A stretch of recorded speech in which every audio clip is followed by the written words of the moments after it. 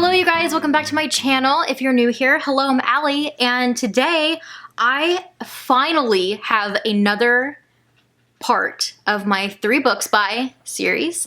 Today I'm reading Stephen Graham Jones. And by today I mean last year because book number 1 is My Heart is a Chainsaw.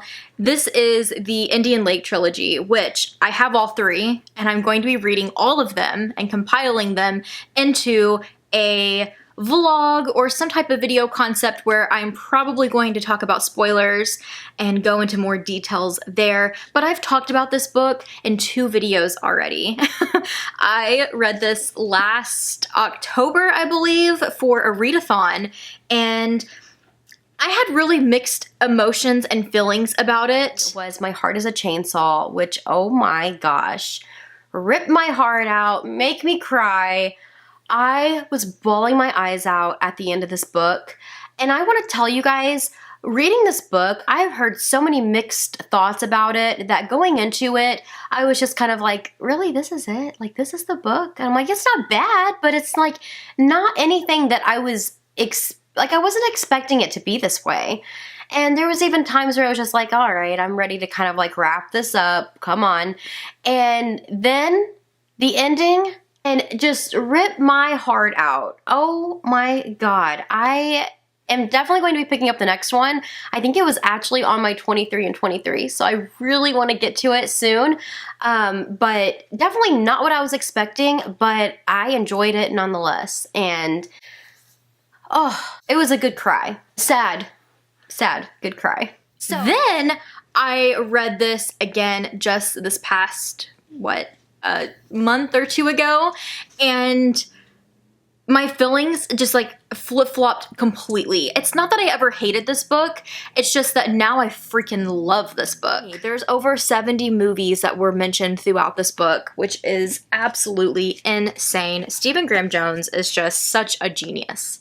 He is appalling that Allie from 2023 gave this book a 4-star, because this is a 5-star. I just feel so much for Jade. Although my past and things that happened to me weren't exact aligned with hers, I have went through something very traumatic as a child that I feel like could still somewhat be triggering while reading this, and that's where I do just want to say, check your triggers on this one for sure. It is very jarring at certain points, just how almost not taboo they make, or he makes it with the story, which on one end of the spectrum I really like, because it just like, it's like ripping the band-aid off and just kind of exposing it and being like, this happens to so many people and it needs to be talked about more.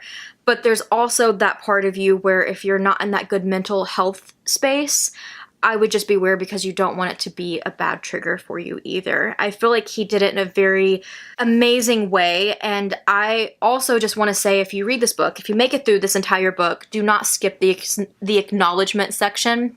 It's incredible.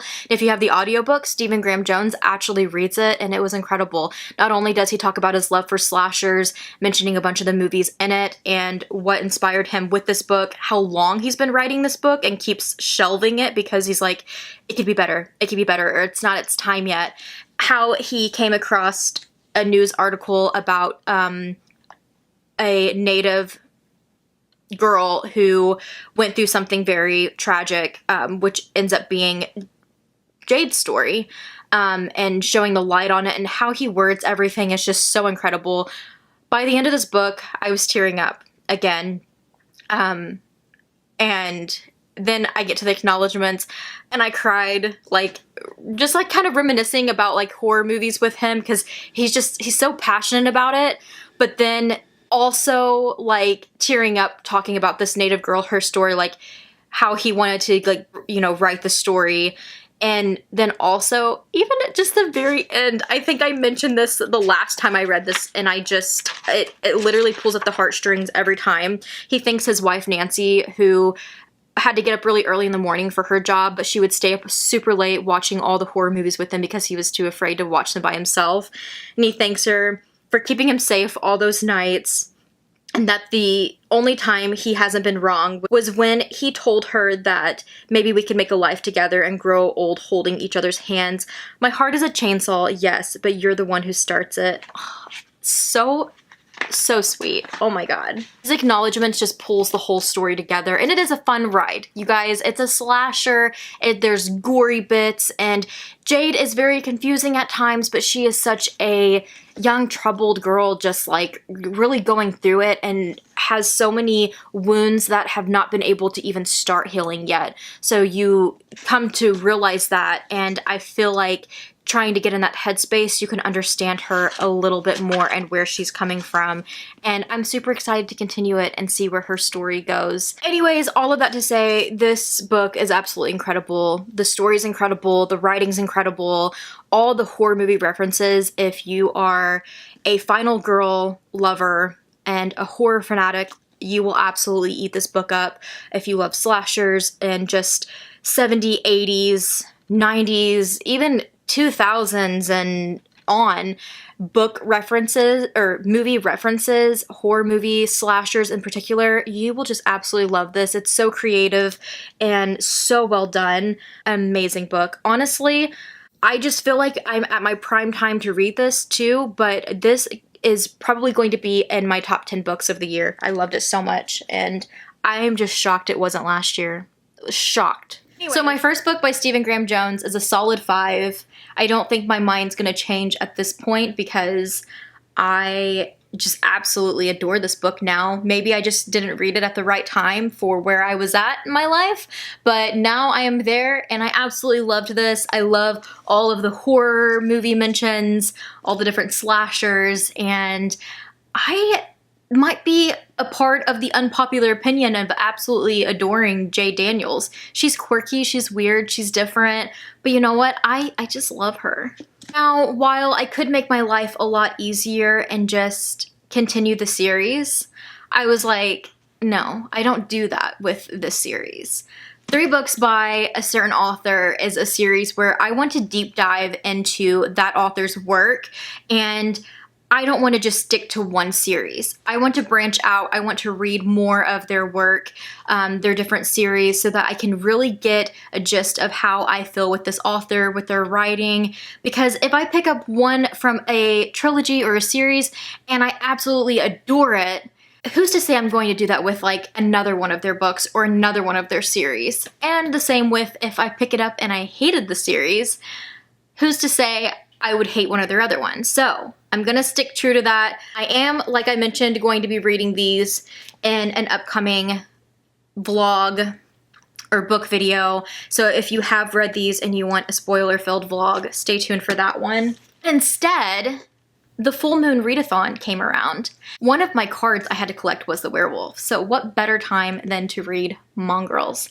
And that's exactly what I did. A little over 100 pages into Mongrels by Stephen Graham Jones.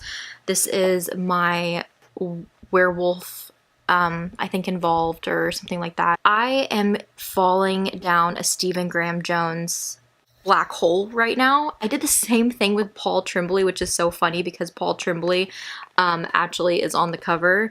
He quoted smart, original, thrilling, horrifying, and human. And it's really cool. But this is a book from Stephen Graham Jones from, is it 2015, I think? 2016, I was close.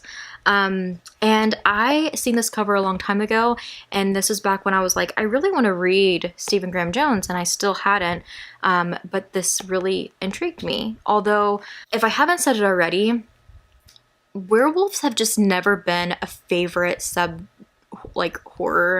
horror subgenre for me. They just haven't. You know, I'm a vampire girly. I'm really liking this. It took me a minute, and I feel like that's why I didn't check in with you guys, because I was like back and forth on, do I like this? Do I not like this? And I kept thinking it maybe was like the werewolf stuff, but then I was like, this is such a unique take on werewolves that I don't think it's that. And I think I figured out what it is. I think getting into this story, I was a little all over the place and just like, do I like this or not? Am I gonna like these people? And now I'm like invested in their story. So this follows a boy, I Now I'm thinking about it. Has it even mentioned his name? I feel like we've gotten the other people's names quite a bit. Yeah, now I can't even think of what his name is. The hard part is that we have kind of like this first person account going on, and it's this coming of age story of this boy who is raised in a family of werewolves. And we have his grandpa and then his aunt and his uncle, who were his mom's brother and sister. So I say aunt and uncle, but they're not married. They're brother and sister. Libby and Darren. I feel like we get to learn a lot of like the werewolf like folklore and stories and stuff from the grandpa, and then we get to hear a little bit from like Libby and Darren as well, but they're just like such a wholesome group, although this is so gruesome and gory. My god. There's been a couple parts where I'm just like, you know, and I really like the chapters where we have like his first person account of what is going on. The story just really flows. It's a fun time.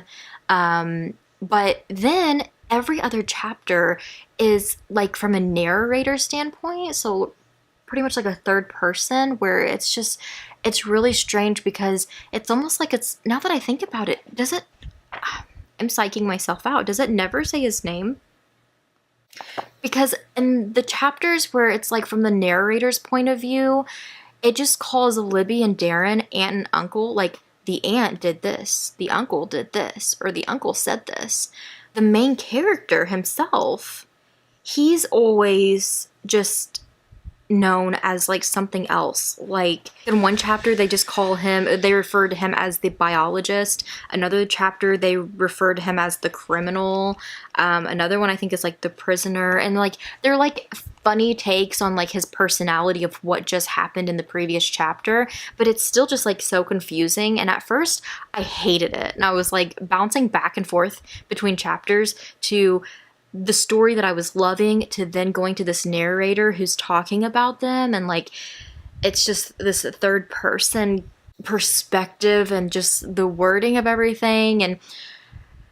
But I will say, the more you get into the story, the more you're kind of getting the hang of it, and it's a little bit more entertaining because I feel like we get some really cool side stories in those chapters about some more family lore, werewolf lore, and things like that. It was really strange. I could see people, I don't know if I would say DNFing, but definitely maybe not liking this story because of that. Because it's kind of jarring, like going from a chapter that you're so invested and then jumping into a chapter where it's a little off-putting if you don't like the like third person account. And yeah, it's very different from the Stephen Graham Jones that I have read, which isn't a lot, but it's different for me. And yeah, it just took me a while to kind of figure out if I liked it or not, but I am really liking it now. And I rather enjoyed myself. I feel like this is a book where you just have to really give it a chance, because the more and more you read it, I feel like the more and more you'll get invested. I did anyways. I came to really love this family and feel for this family, and also I will always say this. This back section has like a PS about the author, and then he wrote a little bit about the book. And I will always say, if you read a Stephen Graham Jones, do not skip the acknowledgments or any section. If he includes anything in the back, read it. You will not regret it. I forgot to mention earlier, but there's a couple times reading this book where I was like, I'm reading a Stephen King book right now. Like, it just reminded me of reading a Stephen King book. And I think in particular, this one, writing style wise, really reminded me of Joyland, which I just read. And I think it's the coming of age, which has always been one of my favorites from Stephen King. So getting that in this too, I just really, really loved. It just really reminded me of a coming of age story from Stephen King that has a little mix of horror in it. Yeah, I had such a good time with it. I came to really love this family, and he talks about in the back how he read an Anne Rice book. Said in 1987, at the fever pitch of Anne Rice's tragic vampires, a film came out that challenged our ideas of elite monsters. Near Dark talks about how it was a family of vampires who weren't wearing like high velvet collars, sneering at all the cattle herded together at the cocktail parties. Instead, they were living in a series of stolen vans with blacked out windows, just driving from town to town, using different scams to lure victims out into the darkness for a little teeth on neck action. He talks about how they weren't dealing with feuds and like your typical vampire things. They were just a family of vampires trying to make it and living the term check by check, but like for them, like feed by feed and just trying to just get by. And that's exactly what this is. This is about, like I mentioned earlier, coming of age of this boy and this werewolf family, and then he is hitting the road because we learn that as a werewolf, you can't stay in one place. Like you have to just keep moving because something's always going to happen. And one of my favorite parts of this was quoting, and I wish I remembered where it was at. This isn't my copy, so I can't like annotate it, but he talked about how one thing to know about werewolves is that they never grow up. And it was because the aunt and uncle, who are brother and sister, were just like bickering like back and forth. And the uncle, like every time they go to a new place, just makes like these mistakes that are just sometimes like so just like, oh my gosh, why did you do that? And they're like, we have to move again. Like, why? Like, and just in that moment of just being like, one thing to know about like werewolves, like they never grow up. They're just like a child forever because that's just like their personalities. That's who they are. And it just, there's so many moments where you're just like, oh my God, why would you do that? But like at the same time, like I just enjoyed these characters so much. I loved every single one of them so much for all their flaws and quirks and, things. And I actually really enjoyed the werewolf lore in this. I found it super interesting. And everything about it, and every side character, even the characters that were like thrown in the book in the middle and even towards the end, I just thought that they were so unique and just different, and they weren't like, you're just like, oh, here we go again, more characters or more this or more. It was just like, I don't know, they just all meshed together really well. And I was sad that in parts of the story, like we no longer got certain characters anymore. It was just like they have come to this area, we met somebody, and then they had to pick up and leave again. And I was like, no, I want that character to go with them. I liked that character, I loved it so much. I think I'm going to be landing at a 5-star. And I really didn't think that this was going to be a 5-star for me because I was so back and forth. And I'm not going to lie, the alternating chapters with the points of views and stuff like that, it's still weird. It was a weird time, but by the end you become so accustomed to it that like it's not, I feel like, a big deal. I did anyways. I just kind of went with it, and it got easier and easier to jump back and forth between the two as I went on. And it is, I think, a little under 300 pages, so it's a pretty quick read. So good. I really, really enjoyed it. It definitely was more of kind of like a literary horror, coming of age take on werewolves. So keep that in mind. 5-star werewolf book. And like you guys probably seen, I'm not really a big fan of the horror subgenre that is werewolves. It's just not really a favorite of mine, but I don't know. There was just something about my werewolf books that I picked for that video that just really hit for me, and this was one of them. I really loved it. And now moving along to not only my latest one that I've read, but also Stephen Graham Jones' newest, I Was a Teenage Slasher.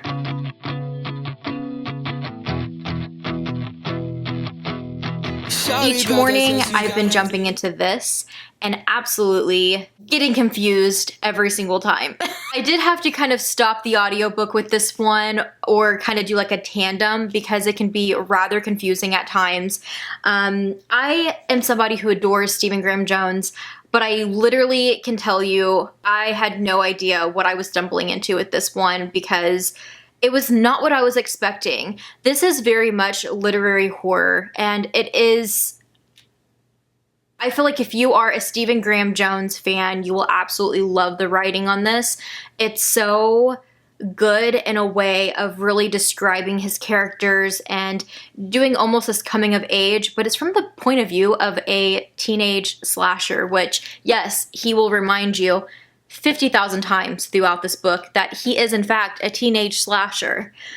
It is rather repetitive. I think it's going to be super annoying for some people. I don't think that this is going to be everybody's cup of tea. And honestly, if somebody asked me which Stephen Graham Jones to read, I would say Mongrels or My Heart is a Chainsaw. Always My Heart is a Chainsaw. I love that so much.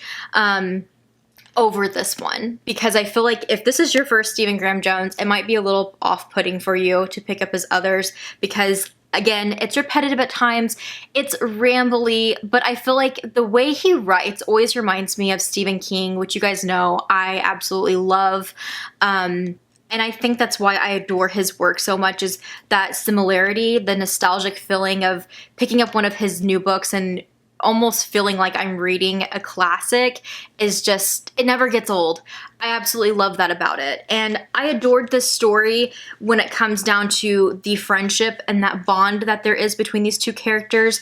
But I'm not gonna lie, there was rambly bits that I felt like I didn't need. There was parts of this character that I just hated. Obviously he's a slasher, but like, I felt like I wish that I got to a point to where I loved this character more than what I got to by the end of the book. I felt like I should have felt for this character a little bit more, where I ended up just being numb with it and just thinking whatever happens to him happens.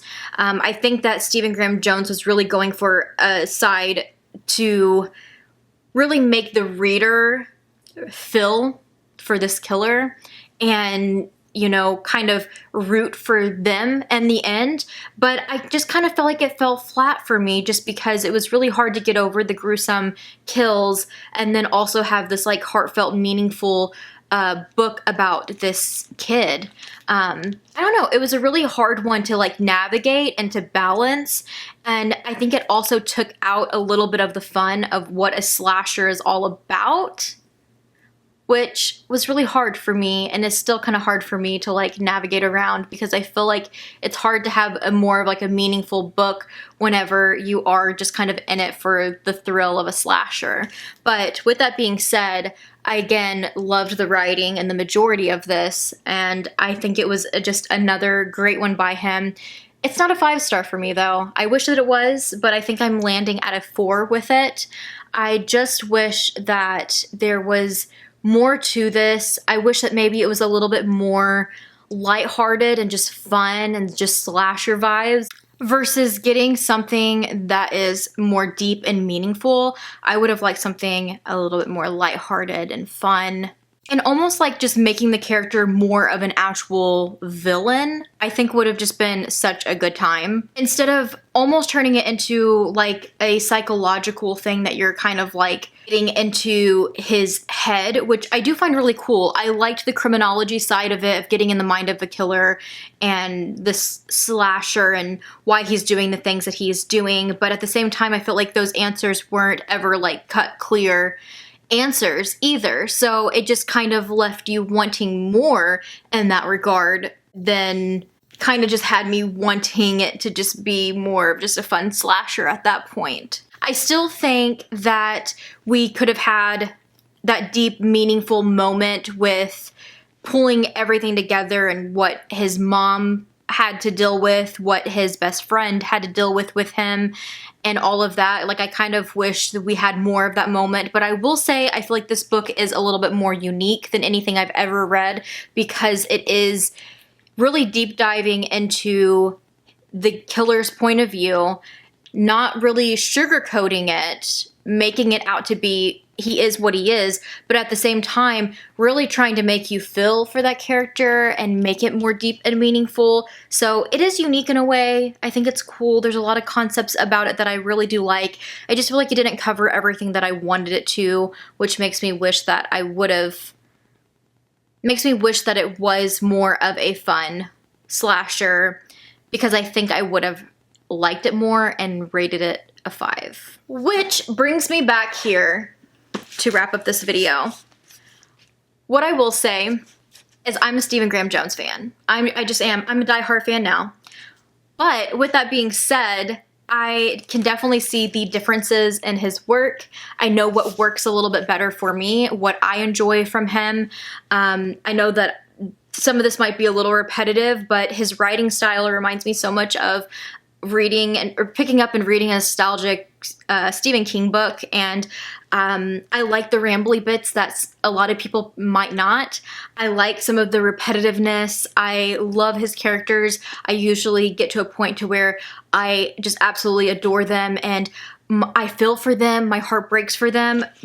Besides this one, I felt like I had a little bit of a harder time with Tolly, but with the characters that we follow in these two, I absolutely adore, and they have a special place in my heart. His writing just really comes to life. He's so meaningful and so thoughtful, and I just really can't say it enough how much it shows in his work and just how talented he is. I absolutely adore Stephen Graham Jones, and I did give these two 5 stars, and I gave this one a 4-star.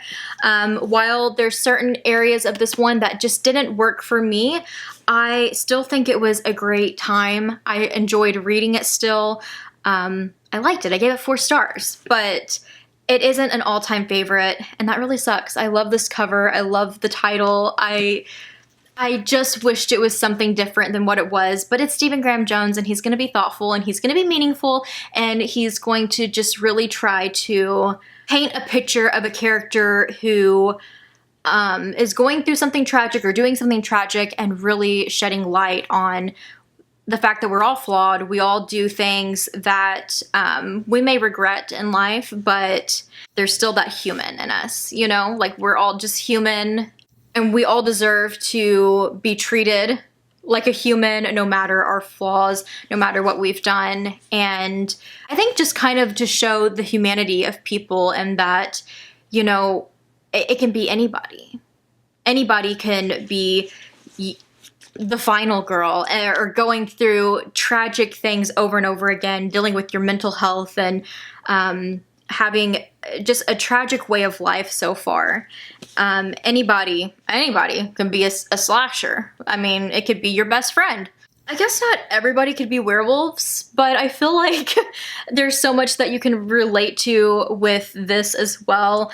Coming from a home where you didn't know when you were going to get your next meal, or coming from maybe a state of mind of constantly having to be on the go, and having that type of childhood where you just have to keep picking up and going, and, you know, just the traumas with that in general, and kind of having a family that is scattered, and, you know, you're living with your aunt and uncle versus your parents, and I don't know, he puts so much into his work that I feel like it can just resonate with so many people in so many different ways, although they're fun and adventurous books at the same time. And I mean adventurous as not really like a fantasy, like let's go on a journey, but like it's not every day a slasher is going to happen in your hometown, but there's still stuff that you can relate to with Jay Daniels. And you may not be a slasher, but I feel like you might be able to resonate with where Tolly has been in their life, and what they've dealt with their family and their friends, and the bullying concept that there is in this. And also with our main character, who I swear doesn't have a name, but where he's at in life as well in this coming of age. I will definitely be picking up more Stephen Graham Jones, and I'm excited to finish out the Indian Lake trilogy. You will have to let me know what you have read from Stephen Graham Jones, what you plan on reading, what you think, maybe what you've rated these books. I will definitely be picking up more from Stephen Graham Jones. He is an author for me, and I absolutely love his writing. Thank you guys so much for watching. I really appreciate it, and I will see you in my next video. Never mean to say it, so you got me in my feelings. I'm so fuck autocorrect, and I've been doing fine, except the stabbing pain up in my chest, and I'm stuttering. I'm done, but now